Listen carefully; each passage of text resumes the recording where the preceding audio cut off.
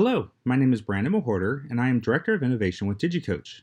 This video is the first session of a four-part series focused on the different reports available within the DigiCoach platform. In this session, I will cover our focus area summary, look for summary, and look for analysis reports. As you may know, DigiCoach reports are available online at digicoach.com, as well as through the DigiCoach app on your phone or tablet. DigiCoach reports work great in all modern web browsers, including Chrome, Edge, Firefox, Opera, and Safari. Switching over to digicoach.com, I'm currently logged in as a district administrator user, but the process is nearly identical for site administrators. Let's jump into our first report, the Focus Area Summary. This report is great to get a bird's eye view of all walks completed across your organization. Before looking at the data, let's take a quick tour around the page. Up top, you'll see orange buttons. These are different filters that you can use to narrow down the data by grade level, subject, teacher, time, and observer. Over on the left side, you can see we have the different focus areas. By default, each focus area will be enabled. Down below the graph, we can see the total number of walkthroughs completed. In this case, we've completed 318 walkthroughs. The 5 columns here represent the 5 focus areas within our Classroom Instruction Edition: engagement, checking for understanding, schema, cognition, and learning environment. These look-fors and focus areas will be different based on the editions that you're using.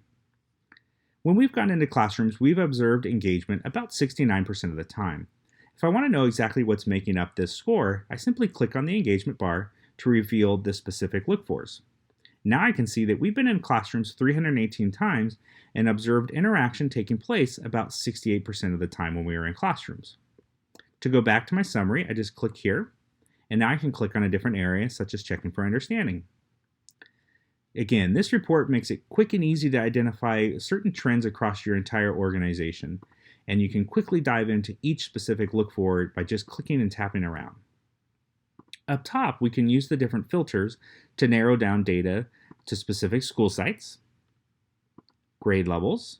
If I wanted to look at just my primary team, for example, I can select K through 3. We can also look at specific subjects, in this case English Language Arts, perhaps.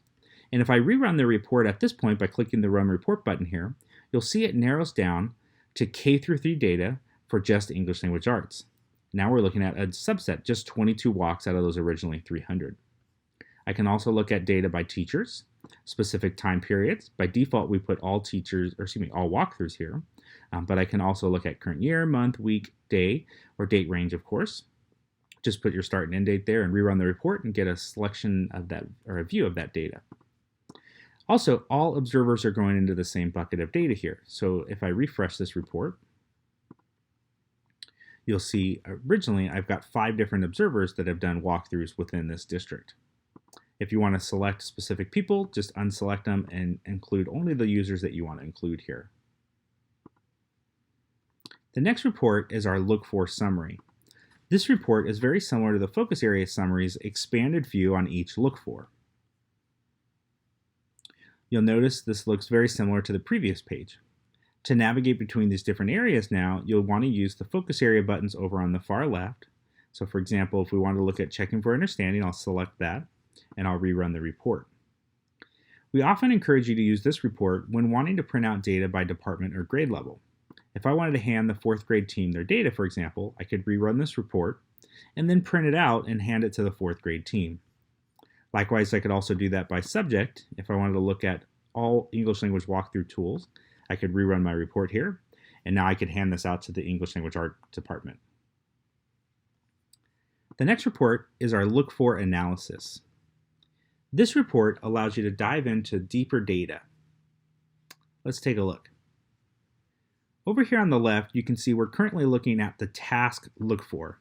So we're only focused on the very first element of the walkthrough. Down below the graph, you can see we have some raw data. This particular Look For task has been observed 102 times, which was 32% of the total walkthroughs.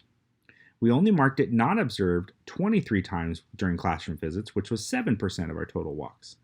Last, we've left it skipped 193 times, which was 61% of our total walkthroughs. You'll notice observed and not observed also have a light purple bar here, whereas skipped is only limited to one single set of data. What you're looking at is the number of times that observed and not observed have been selected when we omit the skips. So instead of out of a total of 318 walkthroughs, we're only looking at a total of 125 walkthroughs. Out of those 125 walks, observed has been marked 102 times, which is actually 82% of the time. Another way to say that would be when we have included task as a focus of our walkthrough, we observed it 82% of the time. This 82% is the same 82% that we would see on our other area reports, such as our focus area or look for summary. There's task, and there's that same 82%. I hope this video has been helpful and you now understand how to use the focus area summary, look for summary, and look for analysis reports. I encourage you to watch the other reports, and should you have any questions, our phone number and email are available at the top of the page for your easy reference.